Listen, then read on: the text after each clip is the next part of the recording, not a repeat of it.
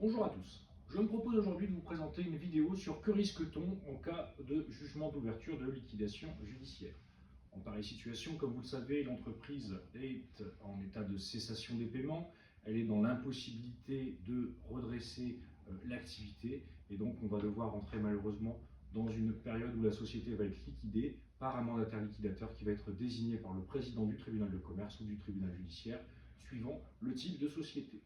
Alors à ce moment-là, c'est bien évidemment une période assez anxiogène pour le dirigeant qui va se poser des questions et notamment que va-t-il se passer pour lui à titre personnel. Le principe, lorsque l'on a des sociétés à responsabilité limitée comme des SARL ou des SS, c'est qu'on ne devrait pas pouvoir poursuivre le dirigeant pour les dettes contractées par la société, mais dans certains cas, le mandataire liquidateur va pouvoir intenter une action d'abord en report de date de cessation de paiement, puisque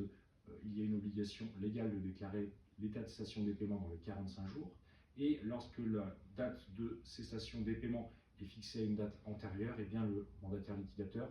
va pouvoir, malgré la date provisoire qui a été fixée dans le jugement d'ouverture de liquidation judiciaire, intenter une action en insuffisance, en responsabilité pour insuffisance d'actifs à l'encontre du dirigeant. Et à ce moment-là, c'est ce qu'était anciennement une action en comblement de passif, le dirigeant de la société pourra être poursuivi à titre personnel pour les dettes de la société. Alors, ça se produit dans des cas bien précis, lorsque par exemple le dirigeant n'a pas déclaré l'état de cessation des paiements dans les 45 jours, ou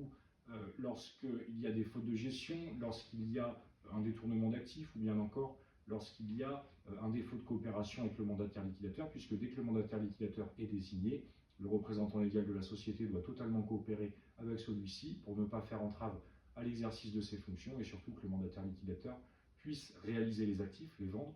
pour désintéresser au maximum les créanciers de l'entreprise.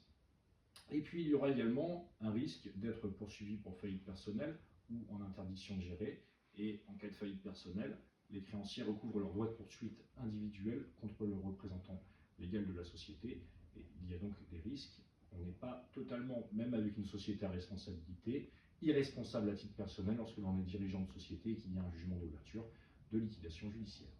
Voilà pour aujourd'hui, j'espère que cette vidéo vous aura plu et je vous souhaite une excellente journée.